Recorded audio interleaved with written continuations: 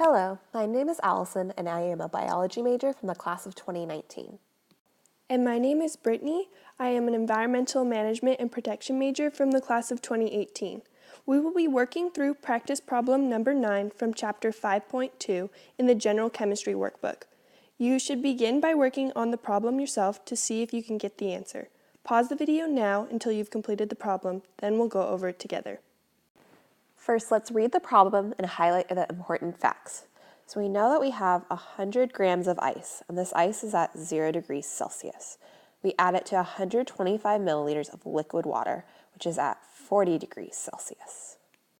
Now that we understand what's given, let's begin part A. For part A, we will figure out if all the ice melted. This can be done by calculating the heat available from the water to melt the ice by using the equation Q equals mc delta T, and then comparing that value to the heat needed to melt the ice using the equation Q equals N times delta H. First, let's start with the equation Q equals mc delta T, where Q is the amount of heat available from the water to melt the ice, which is our unknown in this case. M is the mass of the liquid water, which is 125 mils, which we will convert into grams using the density of water, which is 1 gram per milliliter. C is the specific heat of water, which is 4.184 joules per gram degree Celsius. Delta T is the change in temperature, which is 40 degrees Celsius. After doing the math, we should get Q equals 20,920 joules for the heat available from water to melt the ice. Next, we will calculate the amount of heat needed to melt the ice using the equation Q equals N delta H. Q is our unknown. N is the total moles of ice, which we will calculate through dividing our 100 grams of ice by the molar mass of water, which is 18 grams per mole. And lastly, delta H, which is the molar heat of fusion, which is 6.01 kilojoules per mole.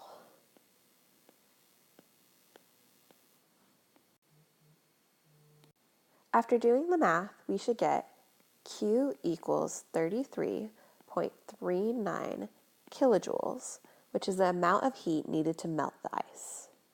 Now we will compare our two Q values. But looking at them, we notice that one is in joules and the other one is in kilojoules.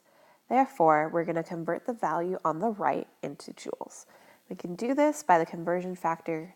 There is 1,000 joules for every 1 kilojoule. Calculating this out, we get the value that Q equals 33,390 joules. Now that we have the two Q values in the correct units, we can compare them and see that the amount of heat available from the water is less than the heat necessary to completely melt the ice. Therefore, not all of the ice melts. Moving on to part B, we have to determine the final temperature once thermal equilibrium occurs. If all the ice had melted, then we would have used the equation Q ice equals negative Q liquid to solve for the final equilibrium temperature. However, since not all the ice melted, the final equilibrium temperature would be 0 degrees Celsius. In our calorimeter, water exists in both the solid and liquid phase, and this is seen in this portion of the water heating curve. Finally, moving on to part C, we need to solve for the mass of ice that is remaining. We can use the equation Q equals N delta H to get the number of moles of ice that melted. We will substitute the Q for the amount of heat available from the water to melt the ice, which we calculated in part A to be 20,920 joules, which is 20.92 kilojoules. N is our unknown in this case, and delta H is 6.01 kilojoules per mole.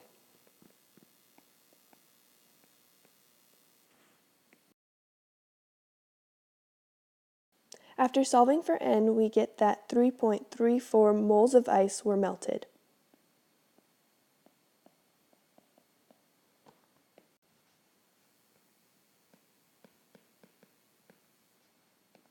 Now we need to find the initial amount of ice, which we do by taking 100 grams of ice and dividing it by the molar mass of water, which is 18 grams per mole.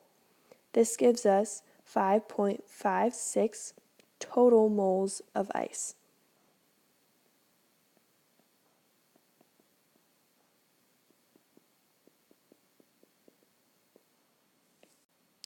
Now we can solve for the moles of ice left over by subtracting the moles of ice melted from the total moles of ice.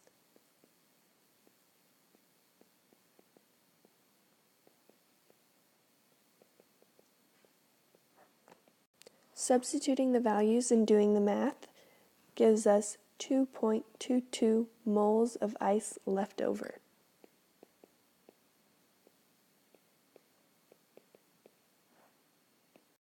Then we can convert the moles of leftover ice to grams using the molar mass of water to get 40 grams of ice left over.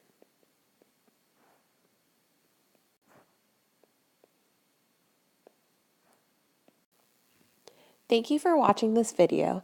We hope that you are now able to solve calorimetry problems in your chemistry course.